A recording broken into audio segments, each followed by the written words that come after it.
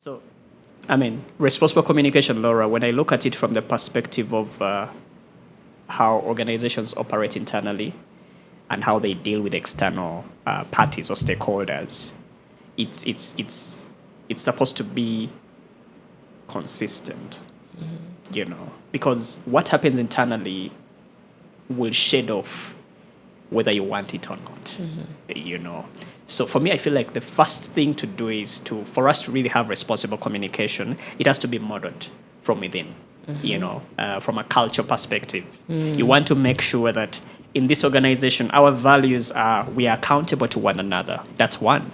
We are open in terms of communication.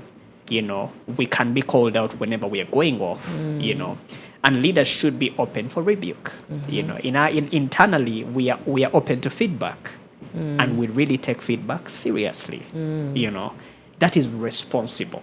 That I can trust you as a customer from an external perspective if you can listen to your frontline. Welcome to the voice of CX Africa, where Africa speaks and the world listens. Today's episode is going to be a little different. Normally, Kagame is the one asking the questions. But today, we've reversed our roles. He's on the hot seat. Our topic today is about communication, and specifically about silence. Why we choose to go silent and the impact it has on customer experience. Because in CX, communication is very important. And when you choose to go silent, it communicates something, and often louder than words.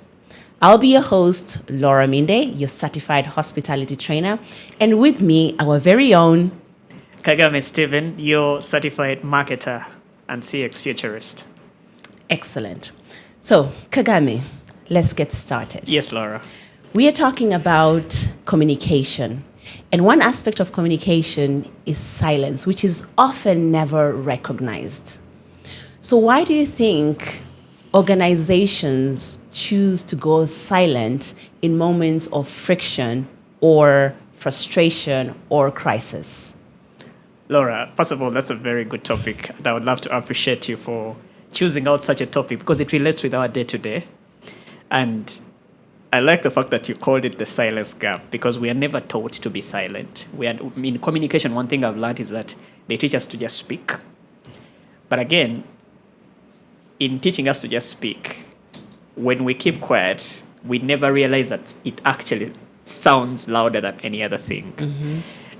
Recently, when I was trying to have a session with a group of engineers, there's something we termed the communication paradox. Yes. Yeah? Where 10% of communication, if not 7%, is literally the words we say. And then what is below the water, because there is what we call the iceberg.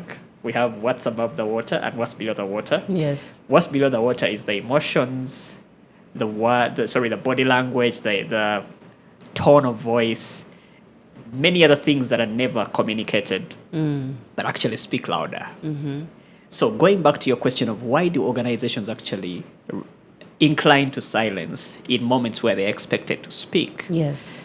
I noticed there is such a thing as the litigation myth, and that is more in PR.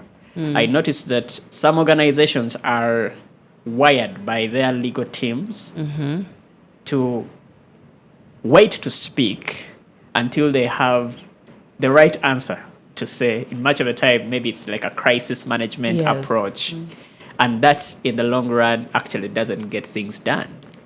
And then we have the perfectionism trap, which I think is where most of the people find themselves. People want to speak when they have a perfect answer. Yes. Not knowing the other party is not waiting for a perfect answer, but they are waiting for a response. So, Laura, one thing I've noticed is that we are actually struggling with those two areas. Right. We want it perfect. I want to answer, Laura, when I have a full answer. Right. But some people just want you to acknowledge that they have sent a message to you and they want you to just acknowledge that you've received it. Exactly. And then after that, give them a timeline of when you intend to give them a response. Yes.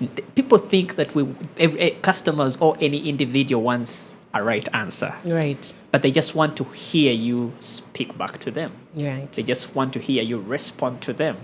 Because like you said, silence speaks louder than even the words we say. Exactly. For example, if you don't respond to me as a customer, I'm going to form assumptions around what I think you're not telling me.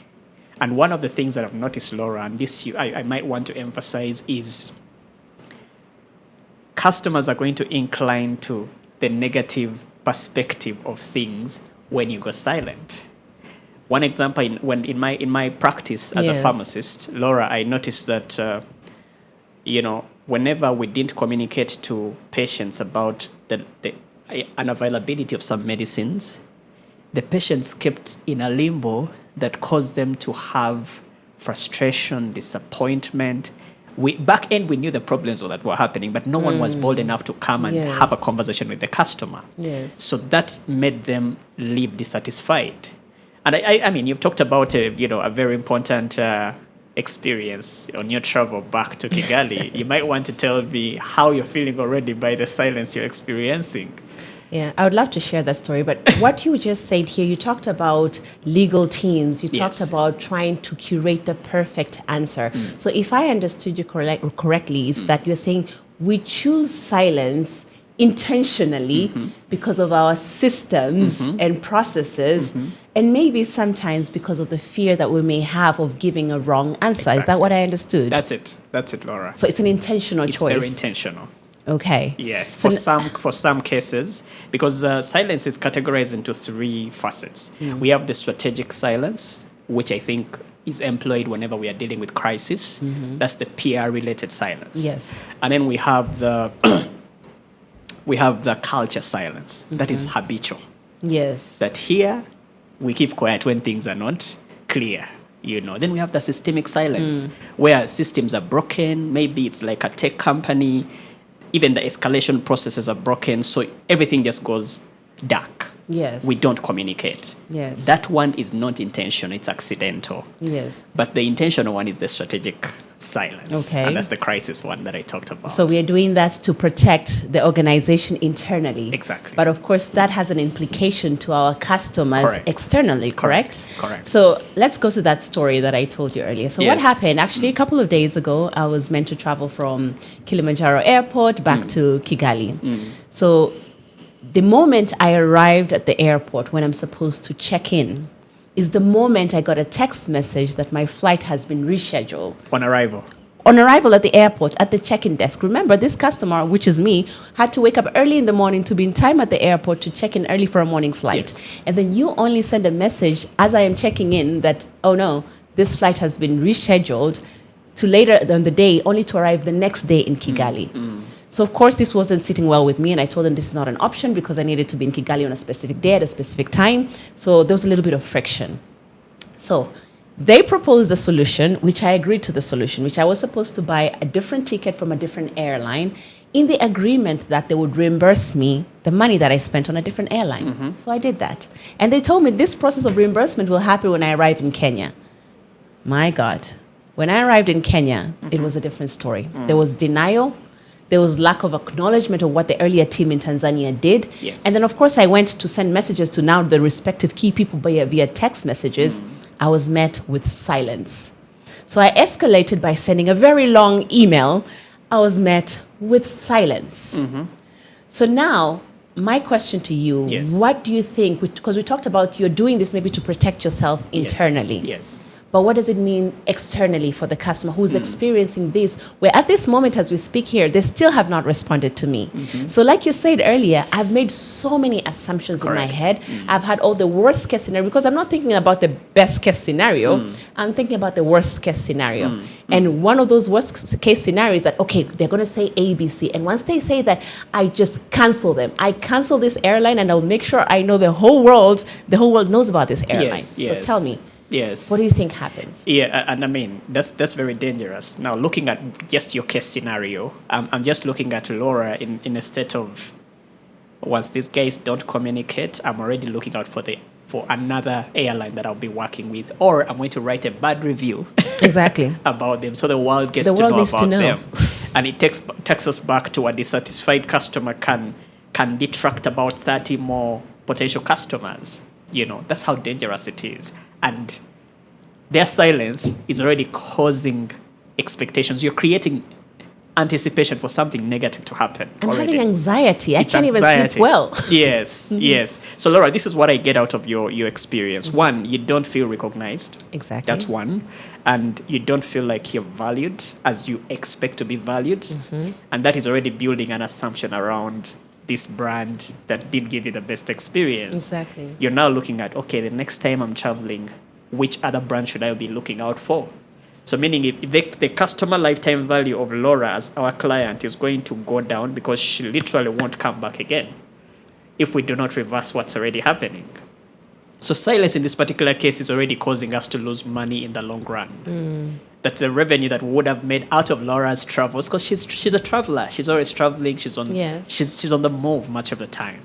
So if I do not empathize with Laura, I'm literally going to, one, detract 30 more customers, but as well, I'm going to lose out on a return client. Because Laura is literally going to opt for another airline because you've not filled the gap. They normally say silence is not neutral. Laura, silence is not neutral. Never. And that's what many people conceive that, okay, yeah, let's just keep quiet. Maybe they will just think that, okay, we're trying to work on something. Silence actually leaves a void that the customer or the other person on the other side is going to fill with distrust. Because when you're keeping quiet, that means that I cannot trust you. Laura, let me just give you an example. Bernard Shaw, a gentleman that talks about communication, he says that the biggest misconception about communication is that it actually took place, yet it didn't take place.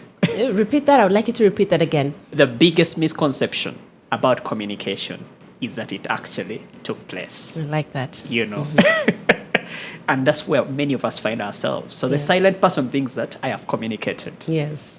But yet they're actually not communicating. But they have communicated. Indirectly, because their silence is telling me something else. Exactly. Like you said, I don't feel valued. I don't feel seen. I don't feel recognized. I don't feel appreciated. That's the message you get. Yes, that's the message I get. And then what do? I turn into a customer terrorist. That I'm going to lobby and make sure that 30, 40, 20,000 other people know about this particular situation because you didn't treat me treat me right. It's a very dangerous thing. It is a very dangerous Small thing. as it is, but it could actually cause a damage to your brand and a damage to your revenue systems. Yeah, and what that speaks also is the lack of trust. Maybe tell us how silence can break trust as well. Yeah. Laura, let me just give you an example. It's like a normal example. We human beings are built around relationships. Right. Like every day we are relating with people. And the catalyst to that relationship is communication. I'll give you an example of if at all you are in a relationship, a romantic relationship, and you've probably worked with this person for 3-4 years. And then you get into a season where they start keeping quiet. You're like, okay, what's happening? And then eventually they actually become dead silent. What they normally term as ghosting. Exactly. What comes to your mind is that this person does not value me enough to tell me what they're feeling about me. So they are keeping me in a limbo of maybe he's still around, maybe she's still around, and yet they're not actually around. So in the end, I'm left with this whole thing of, okay, let me also move on because I can't trust this person. If they are not honest with me, that means I need to just make the next step and move on. So that is happening every day in businesses. Yeah. Because if at all you are not communicating with your customer, both internally and externally, it leaves a gap of the assumption that you think they understood what you're trying to communicate. Laura, there are 5 things that sabotage communication, and I would love to really emphasize on those. Tell me One about of them is the assumption trap. To say something and think that the other person you're speaking to actually understood it. In this particular case, if you're silent, you're actually thinking that they understand how or what you're trying to communicate. Yes. Yet they're not. Or what you're doing in the background, What you're that they're doing in the working on background. it. Yes. Exactly. Then we have what they call the silence trap. And this now goes back to the side of the internally, when people keep quiet about things just to avoid conflict. You get that? And they think that by keeping quiet, we're going to have peace. No. And yet that in the end just builds resentment. Exactly. So that's one of them. And then we have the blame game. Oh, The very blame common trap, one. Yes.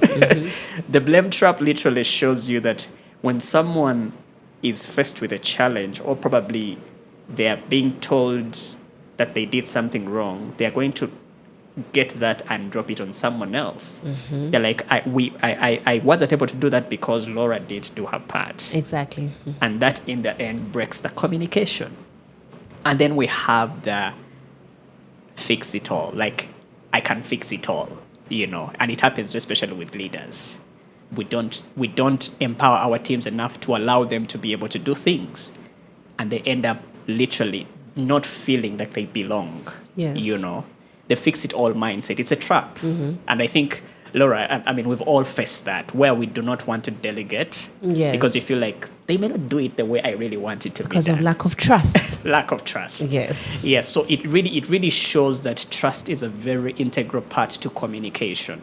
And it's emanating from the nuances of silence and, not communicating effectively, not being able to empower your teams to be able to do things, and also not owning up. Yes. Because, Laura, I mean, I can't trust you if at all you are so inclined to individualism.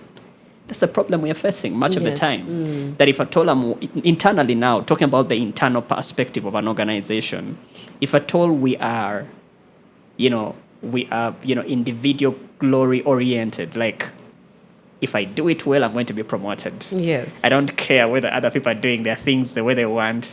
But now getting back to your question of trust is that trust is driven by communication.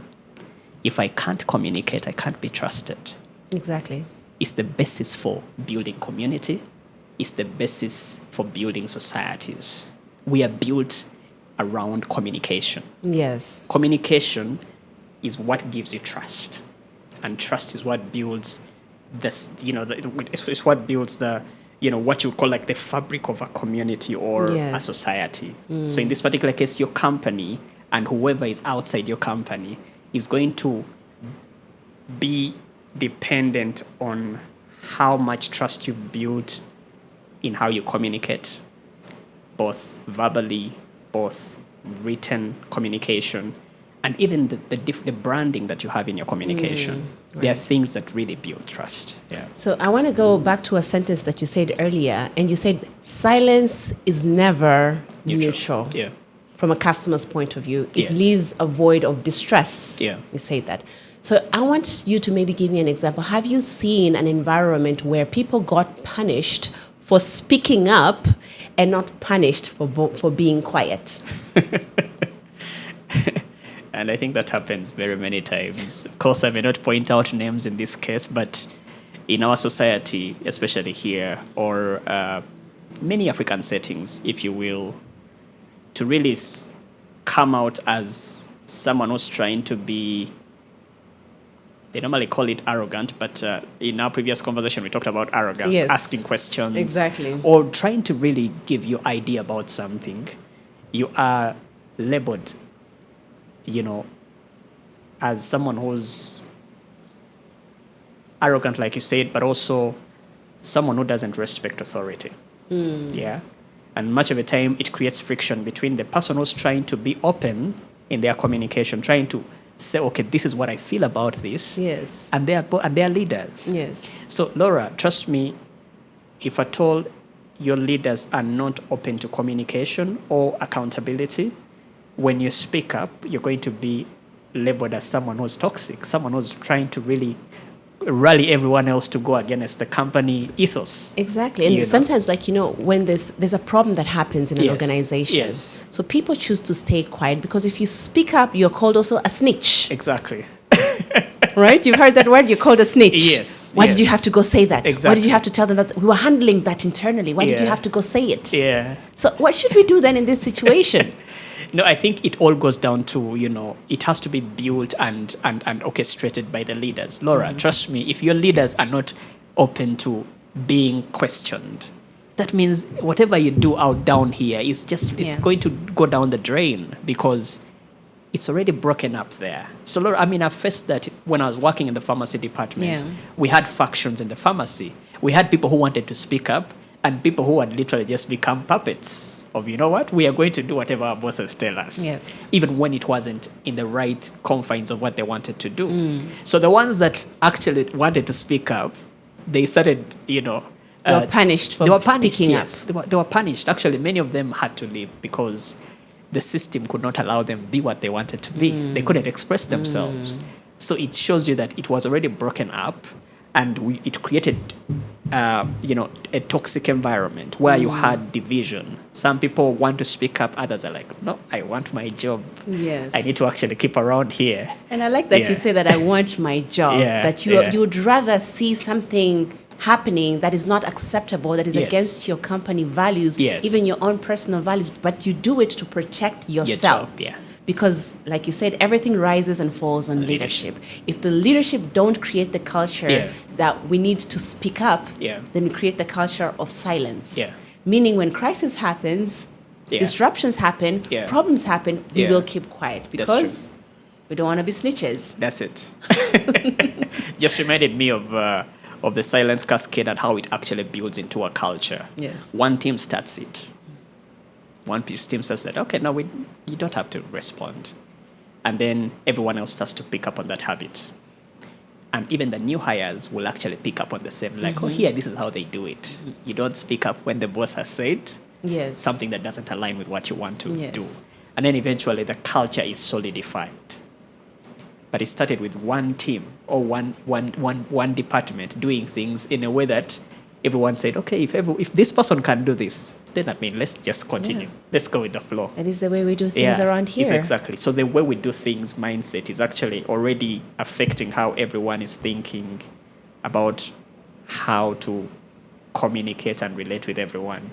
So even new people, Laura, if a company's culture is broken, even me coming with a very good culture outside, I'll literally be swallowed up in that culture. They say if you can't beat them, join them. Exactly. So, that's the problem, Laura. And I think, like you said, leadership is like the center of creating the best cultures for us to communicate and also break those barriers in communication. Right. Yeah. So, in the story that I gave earlier about this specific airline that has gone silent, what would you advise them? What should they have done differently in this moment of crisis? No, for your story, which I think is not really landing well, especially looking at what you expect from an airline like that to get to a point where they're just blue ticking you. There's no acknowledgement of the messages that you're sending. So this is the best way I feel they can approach it. The first thing is there's such a thing as timely response. Laura, if at all I can't respond to your query in time, you're going to build an assumption around that. Exactly. You get that? If at all I cannot be transparent, because I don't see transparency in what they're doing. Already, if at all you left one part of the country and then you get to the other side of the country and they're literally bleak about what happened to you before you came, that shows that there's no transparency. Meaning one person is going to tell you one thing and the other person is going to tell you a different thing. Exactly. So I think the best way they would have approached it is to have sort of a cohesive communication, communication channel or approach that would have helped you understand, okay, yes, it's consistent with what I got when they just informed me that, when you get to Nairobi, we're going to be able to refund you. They didn't. Because even the people that they expected to do that were not informed about it. So for me, what I see is that the best way to approach that is a timely response and give clarity. Tell Laura, you know what, Laura, we're sorry about what happened, but this is what we are doing back end, and it might take about maybe 3 days for us to be able to refund you, or it might take a week. Laura is going to, like the anxiety she has is literally going to dissolve because you've given her clarity. Information, Laura, once there's no information, you're going to build assumptions. And that is what they would have done about that. And then also keeping you posted about the different steps they're taking in making sure they resolve your complaint. Because, Laura, silence cannot solve anything, especially if you're dealing with a customer who is emotional. Because by the time they missed a flight, the emotions were starting to increase. When you look at the customer journey, we are feeling differently at every stage of the journey. True. You woke up very early, you were excited to really get back home, and then eventually this is what you get. Newsflash. It's been cancelled, and that one already gets you frustrated. And then they now promise you that, you know what, please get another flight, and then we're going to be able to refund or reimburse. And then after that, they have raised the expectation. Yes. And eventually they're silent. So meaning you're having highs and lows of emotions in the moment where you're supposed to feel to feel comfortable, to feel like they're taking care of you. I'm in safe hands. You're in safe hands. You do not have that. Yes. And so the trust has been broken already. Exactly. So what I would advise that brand is to really have that timely communication of, okay, yes, she sent us an email. Let's acknowledge the email and tell her this is what we are doing about the email. And if at all things don't work out as we planned, maybe in the timeline we told her, we have to keep informing her about the steps being taken to make sure we resolve it. And that way you're going to alleviate every pain. You're going to, kill every anxiety that might crop up. And Laura is going to be expecting you to really give them that expectation that you gave them. So I think that would be the best approach. I like that. I want to summarize what you just said, that what you would advise this organization is, first of all, timely communication is very important. Yeah. And when a customer sends you an email, a message, or even tries to call you, then we need to be able to acknowledge, acknowledging in time, because you don't have to give, you talked about this earlier, the perfect answer. You don't have to give a perfect answer. You just need to acknowledge that you've seen what the issue is and tell me that you're working on it. Yeah. And then, of course, you talk about clarity. What are the next steps? Exactly. You saw this email, you understand the issue, you're communicating with X, Y, and Z. You'll get back to me. You talked about the next steps at a specific time frame so that I'm informed at every stage of this particular situation. Because silence, again, doesn't solve anything. Like you said earlier, silence is never neutral. It's never. The customer is going to go to the worst assumption of what is happening. So better manage and monitor or navigate this situation before it escalates, right? Now, I also like the fact that you say no information builds assumption. Yeah. That's very good. I like it. Yeah. So in order for us to move from this silent problem, what does responsible communication look like? I mean, this is one way. How else would you say that responsible communication looks like? Yeah. And what is too much, and when is it not appropriate to say too much? When is it appropriate to say little? Yeah. So, I mean, responsible communication, Laura, when I look at it from the perspective of how organizations operate internally and how they deal with external parties or stakeholders, it's supposed to be consistent, because what happens internally will shed off whether you want it or not, So for me, I feel like the first thing to do is for us to really have responsible communication, it has to be modeled from within, from a culture perspective. You want to make sure that in this organization, our values are, we are accountable to one another. That's one. We are open in terms of communication. We can be called out whenever we are going off, and leaders should be open for rebuke. Internally, we are open to feedback, and we really take feedback seriously. That is responsible. That I can trust you as a customer from an external perspective if you can listen to your frontline staff. Because, Laura, honestly speaking, customers can tell if it's broken within. Yes. You get that. So for me, I feel like responsible communication has to be, modeled from within, and then that will eventually be passed on by the teams that are connecting with your external stakeholders, be it your suppliers, be it your customers, anyone that is communicating with the organization from an external perspective will tell that these people have a robust communication system that is very cohesive. And it has to be in the interest of the people you're talking with. Because Laura, if I'm having a conversation with you and I'm not speaking from your perspective, Yes. that means I am having like a biased conversation with you. You Yes. don't feel like you're involved in this communication. So for me, responsible communication has to be tailored to the needs and expectations of the people we're having conversations with. Because if what I'm speaking does not carry you along, that means it's a monologue, even when you are on the other side of this communication spectrum. So Laura, trust me, that's what I would define as responsible communication. One that is empathetic and one that takes the perspective of the person I'm having a conversation with into, context. I don't want to just speak. Yes. I don't want to just say, okay, this is how we do things, yet not knowing what your expectations are as a customer. You Yes. told us about the emotional drivers, back then, and Yeah. I really can see that happening in communication. If I Yes. do not know you, I cannot have a perfect conversation with you. True. I'm literally going to be mumbling the whole Yes. time. So for me, that's my approach to responsible communication. Model it within, and have like a system around it. Yes. And then that will be shared off in how your customer-facing teams interact with customers. Communication Yeah. systems and styles internally, Yeah. hold ourselves accountable. Now I want to go to the point of holding ourselves accountable and taking ownership of the communication, because we talked about blame game earlier. How do we stop this blame game? Yeah. That I didn't say this because X, Y, and Z didn't do this, and that's Yeah. why I didn't communicate this with the Yeah. customer. So how do we break this blame game? Yeah, yeah. The blame game can only be broken if we look at ourselves as a team. Yeah.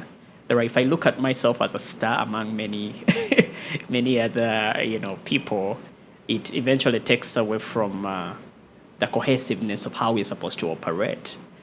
Because if there is no oneness within a team, we are going to have individualism cropping up. So for me, the first thing is to make sure that teamwork is a value in everything we are doing. Right. When she's not good, we are not good. Yes. They normally say the strength of an organization is based off of the weakest link of that organization. Yes. So if at all your frontline staff is weak, however good you are, you're already weak, because Yes. the strength of an organization is dependent on that. Yeah. So for me is, build teamwork and also foster ownership. We are sorry, not I am sorry. Yes. So we are sorry because you're representing a brand. Exactly. Laura, if I told you, maybe something happens in your house, you don't say that, my husband didn't fulfill what he was supposed to fulfill. Yes. No, you take responsibility. You're like, you know what, we are we're sorry, sorry, yeah. that this happened. Let us do this about it. Maybe next time I won't be able to fall into the same trap. So for me, it's a whole part of ownership. Build a culture of ownership. Make sure that people own up. And owning up means that, I'm sorry, the security person didn't fulfill what they were supposed to do. But this is what we are going to do about it to make sure that the next time you come, you'll find parking, or you'll find your things will be safe.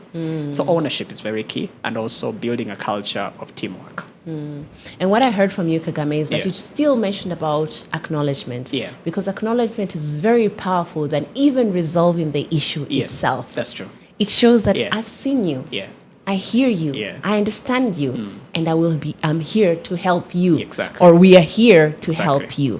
Thank you so much for those powerful lessons, Yeah. Kagame. Yeah. So as we are about to wrap up, Yeah. if there are leaders watching this session today, Yeah. or this conversation today, Yeah. what is the one thing that you want them to take away today? Yeah. Wow, that's a powerful one. The fact that the conversation literally is running around people that are architecting these communication gaps, whether they exist or not. I feel like leaders are at the helm of everything that we are talking about. So as a leader out there, the one thing that I can really mention out very clearly is you are a total representation of how your team is going to behave Yes. when you're not around. You get that? So as a leader, one thing I can say is that create a safe environment for your staff to be as vulnerable as they can to you, and do not make it punitive. Why many of them withdraw is because they feel like they will not be heard. So create a culture or an environment that makes people feel comfortable to share their thoughts, makes people feel comfortable to share their expectations, their feedback, and build social covenants. There's such a thing as a social covenant, Laura, that I learned recently. That if at all we are working together, if I'm to have accountability in an organization, we need to sit down and agree. This is what I expect from you as my staff or my colleague. This is what you should expect from me. And this is a process of mitigating it once it actually happens. Yes. What will we do when you don't fulfill this? These are my expectations from you, and these are my expectations for you. Yes. So clarity in communication begins in us setting clear expectations and also being accountable in the event we do not match up to those expectations. Because, Laura, if the leader is not accountable, don't expect the person on the other spectrum of the organization to be accountable. So what I would implore leaders to do is to create a safe environment for open communication. Let's call out each other if things are not working. Let's ask questions. Because culturally, people fear to ask questions. Laura, you've been emphasizing this time without number, that asking questions gives you clarity. And so leaders should create that environment where they can be questioned. Yes. And they should be open to answering the questions in a very respectable manner, in a very supportive manner. Because, Laura, and just maybe to give you like a final nugget that our audience might want to take away. We have different personas of communication. Right. We have the drivers. Those are the people that are the directors. The CEOs. They want their focus is on quality and quantity of communication. They're also looking at data. It has to be factual. So understanding people's communication styles can also help you deal with them. Right. Then we have the supportive communicators. These are people that are emotionally expressive. They want to just give them the space, and they'll pour out their heart to you. They'll tell you, what, this is what I'm dealing with. I'm not able to deliver because of this and that. Yes. They're an open book, and I think I would pass for that kind of persona. Then we have the analyzers. The analyzers are literally the same people as the directors. They're very direct. If something is not backed up with information, they won't accept it. Yes. So whenever you're communicating with them, you need to come with facts. Yes. And then we have the initiators. Initiators are people they're very good with morale boosting. When they get into a space, the social people, very social. So those personas can give you an understanding of how do I make sure that I make the most out of this every style of communication that I have in my team, because we are diversely endowed with different approaches to communication. Laura, the way you communicate is not the way Kagame communicates. You're a very direct person. You want things to be clear. Certainly. Kagame is a person who's going to first, sandwich things and, make them feel like, okay, yeah, you know what, this is what I want us to, communicate. So, in a nutshell, understanding your communication style as a leader is going to help you also, because self-awareness is the beginning of all transformation. Understand your communication style, understand the communication styles of your team, and then use that to make sure you create a very robust communication environment for everyone to be what they want to be. And that way you're going to have a very strong and, good culture that will foster growth and revenue. Wow. Thank you Growth so as well. much, Kagame, Yes. for such a powerful lesson for us today. Yeah. So for our audience, remember, even when silence feels appropriate internally, for the customer, it feels like neglect. We've come to the end of our episode today, and I do hope you will notice where silence shows up. Choose clarity instead. I'm your host, Laura Minde, and see you next time.